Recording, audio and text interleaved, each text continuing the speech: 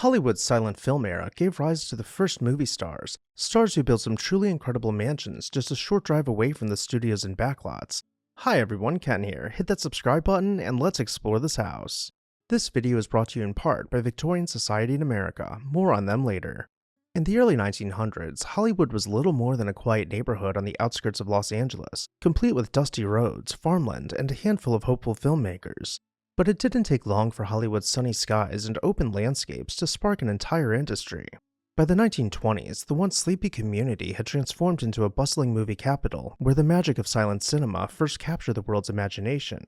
Silent films might seem simple today, but back then, they were revolutionary. Directors and actors had to rely on expressive faces and clever storytelling techniques to engage their audience. The silent era gave birth to screen legends who had a flair for comedic timing, heart-wrenching drama, and dazzling stunts. Audiences flocked to see performers like Lloyd and Buster Keaton risk their necks for a laugh, Charlie Chaplin blend comedy with social commentary, and Mary Pickford charmed the entire country with her iconic curls and innocent persona. As fame and fortune grew, these stars built dream homes that reflected their newfound success. Some favored grand, ornate estates that hinted at their larger-than-life public personas, while others preferred more understated residences, though often with a distinct personal flair. These homes were not just places to live, they were gatherings for Hollywood's elite, featuring lavish parties and influential conversations that helped shape an industry on the rise. The first home we'll explore is Rudolph Valentino's Falcon Lair. In the early 1920s, Rudolph Valentino rocketed to stardom as Hollywood's Latin lover, enthralling audiences with his dark eyes, graceful dancing, and exotic on-screen persona. Although his career was tragically brief, Valentino's impact on pop culture was enormous, inspiring fan hysteria and setting new standards for the dashing silent film hero. His personal life was as dramatic as his movies, tangled relationships, swirling rumors, and a lifestyle fit for royalty. Nothing captures that larger-than-life spirit more vividly than the stories behind his homes, especially his famous Benedict Canyon estate, Falcon Lair. Born in Italy, Valentino arrived in New York City at 18 years old with little more than his ambitions. After working a string of odd jobs and briefly dancing in high-society cabarets, he followed the lure of the silver screen west to Los Angeles. Roles in films like The Four Horsemen of the Apocalypse and The Sheik transformed him into Hollywood's first truly international heartthrob. His public image mixed with old-world charm was a sultry, modern cool, and throngs of fans lined up to see him every time he hit the streets. As Valentino's fame soared, he sought refuge from admirers in a grand house perched high above Los Angeles, an estate he soon named Falcon Lair. Built in the mid-1920s in what was then a largely undeveloped part of Benedict Canyon, the secluded retreat had panoramic views of the city below and enough land to indulge Valentino's love of horses and dogs. Legend has it, he took the name Falcon Lair from a screenplay titled The Hooded Falcon, which was meant to be one of his future films. Inside, Valentino spared no expense making the house feel like a personal castle.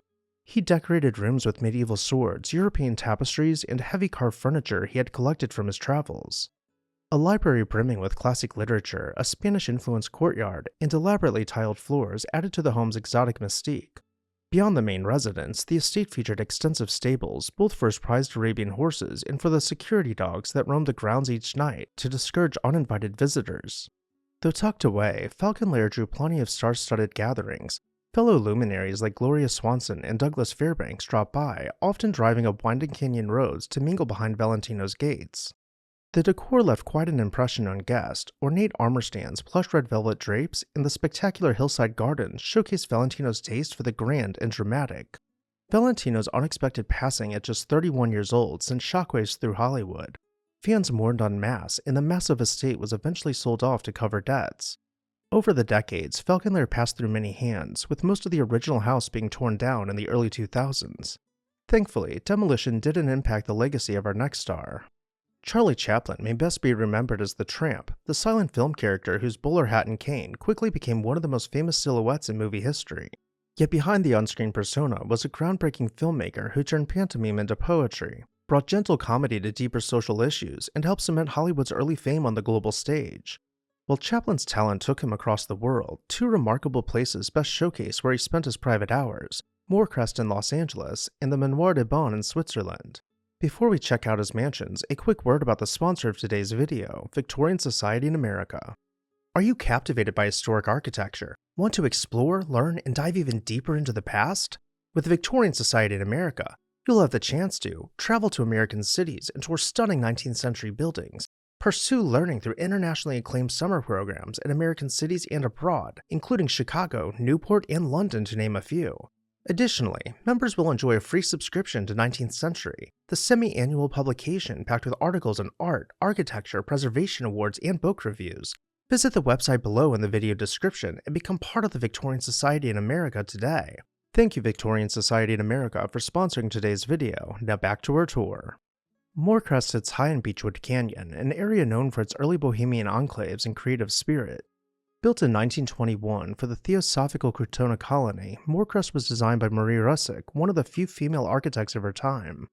Chaplin lived in this striking home long before Hollywoodland was the thriving neighborhood it is today. Its unusual architectural style and the property's free-spirited history echo Chaplin's own inventive approach to filmmaking. You can still see traces of that era in every bold arch and decorative flourish.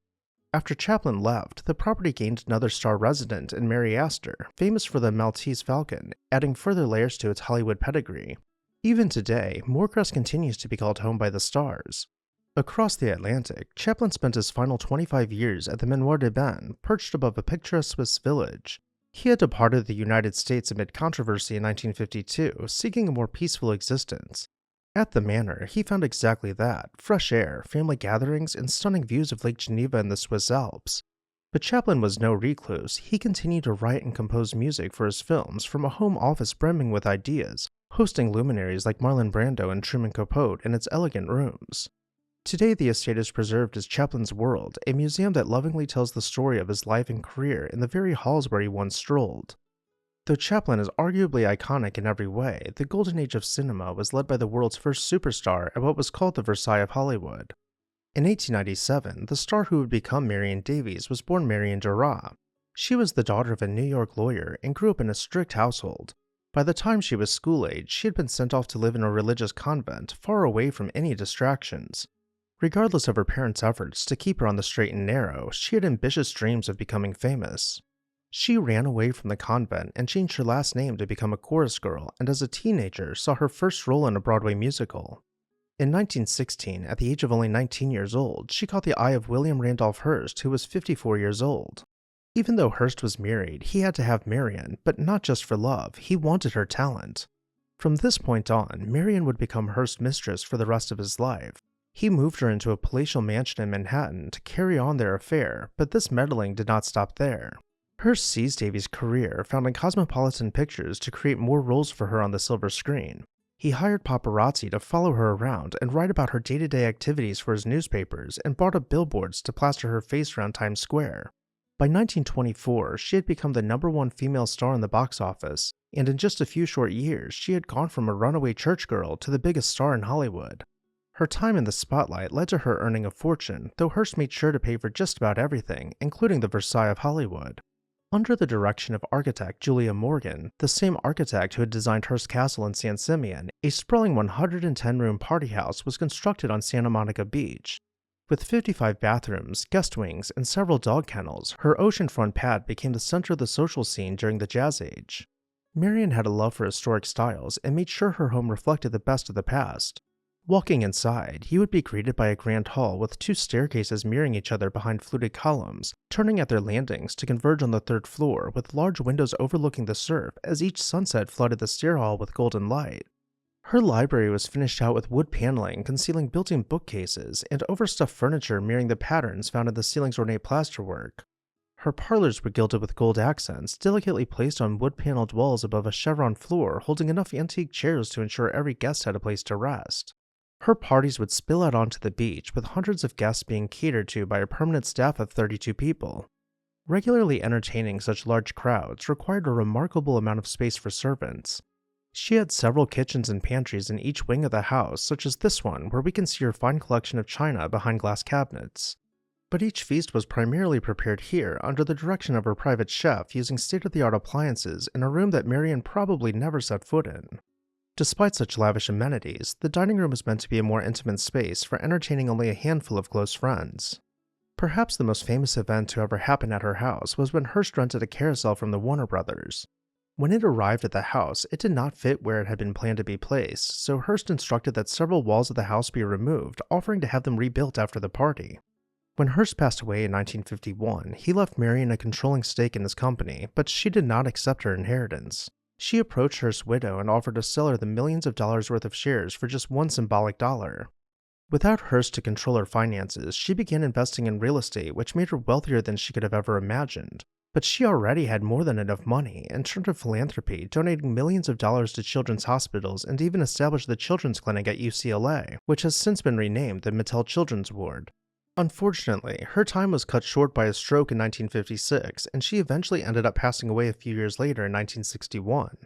The beach house, which saw the biggest parties of Hollywood's golden age, was used as a hotel for a short while. But with changing times meant changing fashions, and the house was demolished for a newer building to take its place. Today, the surviving guest house and pool, where Marion Davies once entertained some of Hollywood's first superstars, can be visited by the public as part of the Annenberg Community Beach House. Now, if Marion Davies was the queen of Hollywood, Harold Lloyd was the king. His story begins in 1893 when he was born to a working-class family in Nebraska. His childhood, however, was far from ordinary. Even as a young boy, Lloyd was fascinated by the world of theater, often experimenting with makeup to create different characters, a foreshadowing of the many faces he would later present to the world. In 1910, when Harold was just 17, his life took a dramatic turn. After a series of failed business ventures, his parents divorced, and Lloyd relocated with his father to San Diego. This move was the catalyst that set him on the path to stardom. In San Diego, Harold attended high school, but his heart was already set on the stage. He joined various repertory companies, honing his craft and developing a love for performance that would shape his future career. Lloyd's big break came when he decided to try his luck in Hollywood, the burgeoning heart of the film industry. He began working with Thomas Edison's motion picture company, and his first role was as a background character in The Old Monk's Tale. It was a modest start, but it opened the door to the world of film for him. In Los Angeles, Harold's persistence and ingenuity soon paid off. Unable to gain entry into the Universal Studio, he disguised himself with makeup and slipped past the gatekeepers, a move as clever as any of his later on-screen antics. This resourcefulness caught the attention of Hal Roach, a young filmmaker with whom Lloyd would form a lifelong friendship, leading to innumerable collaborations. Together, Lloyd and Roach created the character Lonesome Luke, a comic figure inspired by the immense popularity of Charlie Chaplin's Tramp. Lonesome Luke was a man of exaggerated features, loud clothes, a false mustache, and an air of absurdity. Though successful, Lloyd felt constrained by the character, realizing that to truly leave a mark on the world, he needed to create something new, something that wasn't a copy of another successful star, something that was uniquely his. In 1917, he took a bold step that would define his career. He shed the outlandish persona of Lonesome Luke and introduced a character that was far more relatable. A bespectacled young man, simply known as Harold, who was just like the boy next door. This character, with his trademark horn-rimmed glasses, was an everyman, a figure of optimism and determination who faced life's challenges with a mix of bravery and naivety. With this new persona, Lloyd quickly rose to fame. His films were a blend of comedy, romance, and adventure, often featuring thrill sequences that left audiences on the edges of their seats. Perhaps the most iconic of these is the scene in Safety Last, where Harold Lloyd hangs precariously from the hands of a clock high above a busy street. The image has since become one of the most enduring in cinematic history. The 1920s were a golden era for him. With hits like Grandma's Boy, The Freshman, and Speedy, he became one of the highest-paid actors in Hollywood, earning both critical acclaim and a vast fortune. Which leads us to Green Acres, where construction begins in 1923 when Harold Lloyd, at the height of his fame, purchased a parcel of land that had long been in the Benedict family. This land, nestled in the heart of Beverly Hills, was to be the canvas on which Lloyd would paint his masterpiece. He wasn't interested in mere luxury. Lloyd sought to create a world unto itself, where every corner of the property would offer something magical. To bring his vision to life, Lloyd enlisted the talents of architects Summer Spalding and Walter Weber. Together they designed a 44-room mansion that would blend the grandeur of French and Italian Renaissance styles with the warmth and charm of a Hollywood star's home. Construction began in 1927, and by 1928, Green Acres had risen from the earth as a 45,000 square foot testament to Lloyd's larger-than-life persona. But it was the grounds of Green Acres that truly set it apart. Harold Lloyd was not content with simply having a mansion. He wanted his estate to be a living, breathing fairy tale. He collaborated with landscape architect A.E. Hansen, who transformed the 15-acre property into a botanical wonderland. The result was a series of themed gardens that seemed to transport visitors to different worlds, each more magical than the last. Imagine strolling through a tropical forest only to find yourself suddenly in a formal rose garden, the air thick with the scent of blooming flowers. Turn a corner, and you might stumble upon a sunken garden, its lush greenery hiding you from the outside world. A cascading waterfall fed a 900-foot-long canoe stream where you could paddle your way through the estate as if in a dream. Lloyd's love for sports and entertainment was evident throughout the property. A 9-hole golf course meandered across the grounds, providing both a challenge and a picturesque view. The estate also boasted tennis courts, an outdoor bowling green, and even a regulation-sized handball court, perfect for a star who was as passionate about physical activity as he was about making people laugh. For as spectacular as this estate is already, we haven't even set foot inside. We'll enter the home below the grand staircase, stepping up to the double-height entry hall marked by a fireplace at the far end of the room. In the dining room, we can imagine the who's who's of Hollywood gathering to share meals in understated elegance. And the holidays in this mansion were fabled for being completely over the top, in exactly the way you might expect his larger-than-life persona to celebrate. Meandering about the mansion, we find the long hallways tastefully decorated with antique tapestries and artwork by the old masters. His living room is finished out with half-height wood paneling and a massive, floor-to-ceiling fireplace flanked by diamond-paned windows. The music room became a hub for private performances as musical artists tinkered at the piano between cocktails. Life at Green Acres was good, it was really good, but the good times couldn't last forever. As the 1920s gave way to the 1930s, Lloyd faced a new challenge, the advent of sound in cinema. While many silent film stars struggled to adapt, Lloyd embraced the change. He remade his 1929 film Welcome to Danger as a talkie, and the result was a financial success, proving that Lloyd's charm transcended the limitations of silent film. However, the transition to sound marked the beginning of a slow decline in his career. The Great Depression altered the landscape of American cinema, and Lloyd's optimistic, go-getter persona seemed increasingly out of touch with audiences grappling with economic hardship. His films became less frequent, and by the late 1930s, Lloyd had largely stepped away from the screen. Though his film career waned, Harold Lloyd's life was far from over. He redirected his energy into other passions, including photography and philanthropy. He passed away in 1971 at the age of 77, but his legacy was far from forgotten. As for Green Acres, while the once vast lands have been subdivided to an extent, the mansion and several key elements of its grounds continue to stand to this day as a private residence.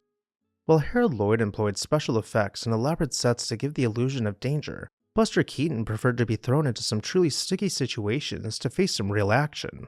Born in 1895, Buster Keaton grew up in the world of vaudeville, learning the art of comedy through experience, often at the hands of his father, Joe Keaton, who incorporated his young son into a slapstick act.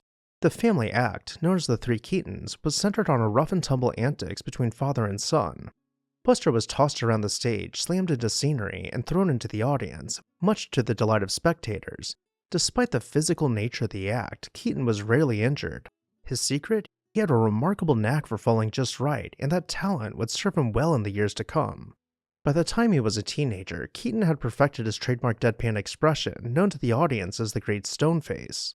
The less he reacted, the more people laughed. It was a valuable lesson in the power of subtlety and timing, two things that would become hallmarks of his later films. In 1917, Keaton's life took a fateful turn when he met Roscoe Arbuckle, one of the biggest stars of silent comedy at the time. Arbuckle invited Keaton to join him in making short films, and Buster's transition to the silver screen was instantaneous. His first film, The Butcher Boy, was a hit, and Keaton quickly became Arbuckle's right-hand man, both in front of and behind the camera. What set Keaton apart was his technical curiosity. He wasn't content to just perform, he wanted to understand the mechanics of filmmaking. He would spend hours studying cameras, learning how to create visual effects and execute daring stunts that would become the centerpiece of his later work. In a time when filmmaking was still in its infancy, Keaton was already thinking ahead, experimenting with the medium in ways that no one else had. Fast forwarding, the 1920s would become the height of Keaton's career. Now working independently, he created some of the most iconic films of the silent era. He had a rare combination of talents. Not only was he a brilliant physical comedian, but he was also an innovative director. His short films like 1 Week and Cops were filled with inventive gags, clever editing, and stunts that seemed to defy the laws of physics. But it was his feature-length films that truly cemented his legacy. Sherlock Jr. and The General are now regarded as masterpieces, showcasing Keaton's fearless approach to both comedy and action. In The General, Keaton's love for trains and precision choreography culminated in one of the most iconic scenes in film history, where a real locomotive crashes through a burning bridge. The scale of these stunts were unparalleled, and the danger was very real, but Keaton's deadpan expression never wavered.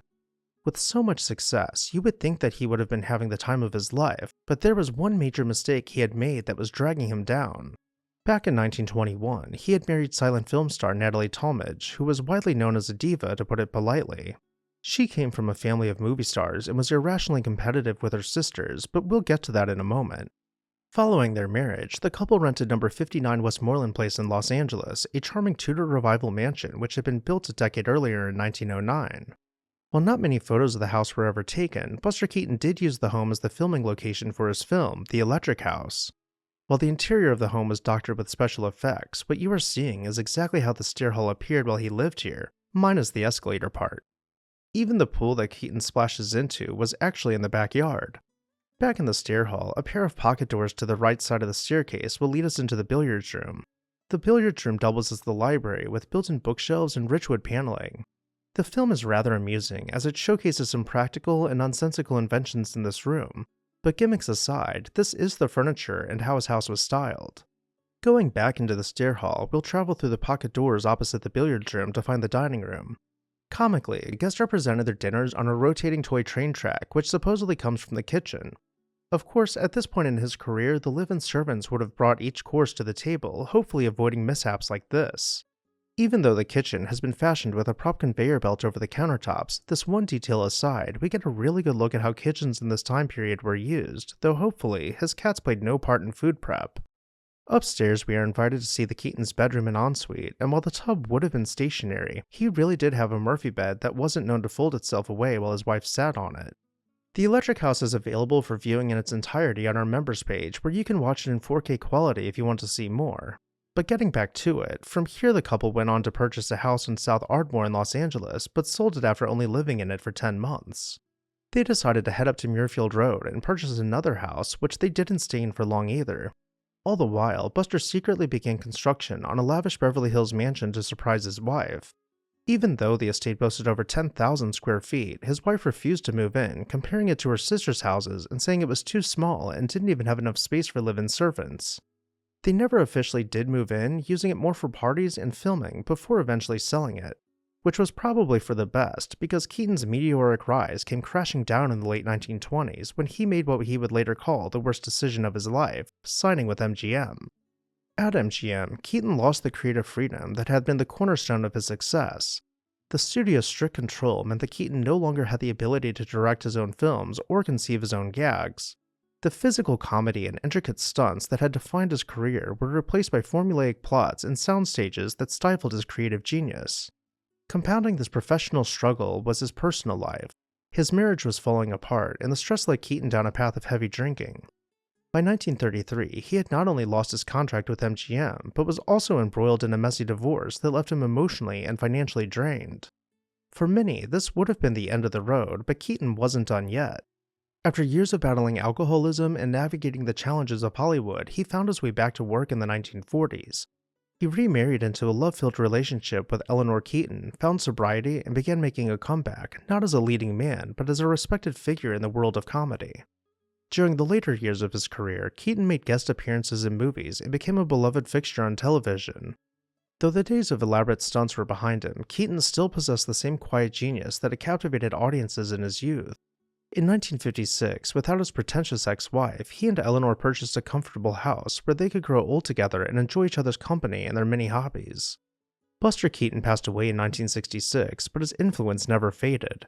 His films remain as evidence to his artistry and innovation. Directors like Orson Welles, Mel Brooks, and Woody Allen have praised Keaton as one of the greatest filmmakers in history, and his daring stunts continue to inspire action and comedy films alike. But we won't dwell on Keaton forever. Of all the homes we've seen, there were none more fabled than Pickfair, where invitations to parties were seen as a higher honor than an invitation to the White House. In 1892, Gladys Smith, the girl who would eventually become Mary Pickford, was born in Toronto, Canada, a girl whose golden curls and luminous smile would one day captivate the world. But life didn't begin in luxury for the woman who would become Hollywood's first true queen. After her father's untimely death, young Gladys watched as her mother leased out rooms in their house and took in boarders to make ends meet. Among her many tenants was a theatrical stage manager who suggested Gladys and her siblings try their hand at acting. This is where her journey begins, a journey that would transform her from a girl on the stage to an icon of the silver screen. Pickford's first roles were small ones, her feet shuffling across the wooden floors of Toronto theaters, but even in the background, she demanded the spotlight. By the time she was a teenager, she had made her way to New York, determined to carve a career on Broadway. It was during this time that famed producer David Belasco advised her to adopt the name Mary Pickford, a change that would soon be synonymous with stardom. In 1909, Pickford was screen tested by D.W. Griffith, a leading figure in the rapidly expanding world of film. She didn't land the part, but Griffith immediately recognized her potential, and within a year, Mary was appearing in nearly one film a week for Biograph Studios. Audiences adored her. She wasn't just the girl with the golden curls, she became their lead, someone who could evoke the full spectrum of human emotion with just a glance. Her rise was meteoric. In an era when women were often relegated to supporting roles both on-screen and off, Pickford demanded and received unprecedented creative control over her work. By 1916, she was Hollywood's first millionaire actress, earning $10,000 a week and a share of her film's profits. Her hits, such as The Poor Little Rich Girl and Pollyanna, cemented her place as America's sweetheart, a title she wore with both pride and the weight of expectation. But Pickford was no ingenue. Her ambition stretched beyond acting. In 1919, she joined forces with Douglas Fairbanks, Charlie Chaplin, and D.W. Griffith to co-found United Artists, a bold rebellion against the studio system that allowed filmmakers to retain control over their creations. It was a daring move that led industry insiders to grumble that, quote, the lunatics were taking over the asylum. Yet it succeeded, setting a precedent for artistic independence that echoes in Hollywood to this day. Pickford's personal life was just as scrutinized as her films. Her first marriage to actor Owen Moore was troubled and ended in divorce. Soon after, she married Douglas Fairbanks in what became the romance of the century. Their home, Pickfair, was a haven for Hollywood royalty, hosting legendary parties with the likes of royalty, business tycoons, and movie stars. The estate quickly gained a reputation as being the meeting place for the who's who's and the height of the social ladder. Life magazine even wrote about it. Pickfair is a gathering place only slightly less important than the White House and much more fun. The estate had originally been a hunting lodge, and when the couple purchased it, they greatly expanded it to include 25 rooms, a large guest wing, and several amenities. Among the most fabled of their additions was the swimming pool. It was touted as the first in-ground swimming pool to have been built in Los Angeles County. The pool wrapped about the property at a scale that was so large that the couple became known for canoeing around in it. Additionally, the grounds included several pavilions, tennis courts, and large, flat fields for hosting outdoor events. To enter the house, let's make our way towards Mary Pickford and step through the French doors. This leads us to the stair hall, where we are greeted by the grand staircase wrapping itself around a crystal chandelier. Once again, the proportions are blown out, and we get a really good sense of how truly large this entryway was by seeing the couple next to it. Beyond the curtains, we head down a few steps to find the formal living room. It is clad floor to ceiling in painted wall panels and furnished with a mix of antique pieces. Whether it was fine art, Louis XIV chairs, or antique European tapestries, Mary developed a taste for filling her home with only the finest and most collectible items. One of her favorite places to lounge was right here on our Chinese damask silk divan. All of this, and we've only seen one room so far. Next we'll find the formal dining room, which was constantly undergoing renovation. Whether it be the furniture, the lighting, the windows, or the length of the room, dinner guests could always expect to see something new. It could go from bland to glam between weekends, and that was just to be expected as part of the home's legendary allure. Each bedroom was finished out luxuriously with subdued millwork and antique pieces mixed with the newest and most fashionable furniture. Even the children were treated to luxurious quarters, from marble fireplaces to every toy and stuffed animal a kid could ever want. Pickfair was the epitome of lavish living. Together, Mary and Doug reigned as cinema's golden couple until their relationship fractured under the pressures of fame and diverging ambitions. As the silent era gave way to the talkies, Pickford faced an identity crisis. Her first sound film, Coquette, earned her an Academy Award, but alienated fans who couldn't reconcile the girl next door with her new sophisticated roles. She cut her iconic curls, a symbolic act of transformation, but her career waned. After her final film Secrets in 1933, Pickford retired from acting, although she remained an influential figure in Hollywood as a producer and United Artists executive. Her later years were marked by philanthropy and introspection. She co-founded the Motion Picture Relief Fund, supporting struggling industry workers, and was instrumental in the creation of the Motion Picture and Television Country House and Hospital. Yet behind the grandeur of Pickfair, Pickford grappled with personal demons, including struggles with alcohol and the loneliness of fading into obscurity. Her story, like the film she starred in, remains timeless. However, the same cannot be said about Pickfair. After changing hands a few times, it was eventually demolished to make way for this newer mansion. From Rudolph Valentino's elegant Falcon Lair in Benedict Canyon to Harold Lloyd's fantastical Green Acres, these estates were more than mere houses. They were powerful reflections of the silent film era's spirit, grand, audacious, and full of innovation, much like the luminaries who called them home. The legacies of Valentino, Chaplin, Davies, Lloyd, Keaton, and Pickford live on in the films they left behind, the very concept of movie stardom they helped invent.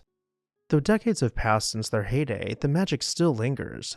Their once fabled homes, whether standing or only recalled through photographs, serve as enduring symbols of cinema's first golden age, proving that while the walls may crumble, the legends endure forever. And with that, I'll turn it over to you. Which mansion was your favorite? Let me know down below in the comments section. I'd also like to say a special thank you to Victorian Society in America for making this video possible. Check out their link down below in the video description to learn how you can get involved today.